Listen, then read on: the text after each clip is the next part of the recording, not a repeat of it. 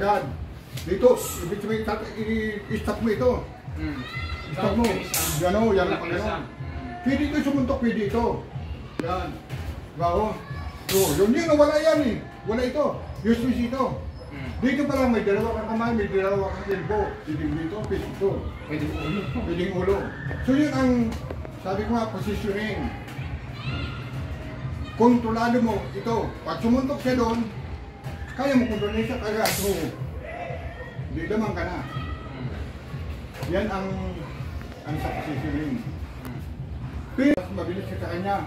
Maganda yung nasa loob ka.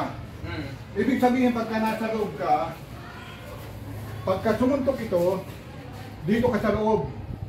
Yan, dito ka sa loob.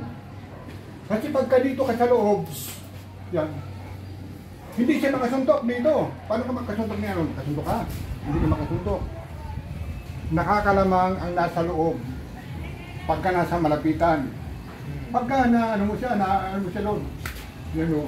Paano ka makasuntok? Pero paano maestro pag dumikit na rin ako? Eh, paano yun? Nandun yung ulo niya. Paano ka makasuntok dito? Tutukod eh.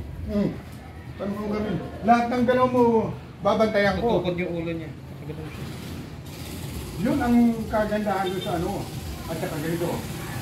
Pagka nasa kadikitan ka na, ang gagamitin mo na pinakamalakas, hindi ang kamay, hindi ang elbow, hindi ang ulo, kundi ang bigat ng katawan.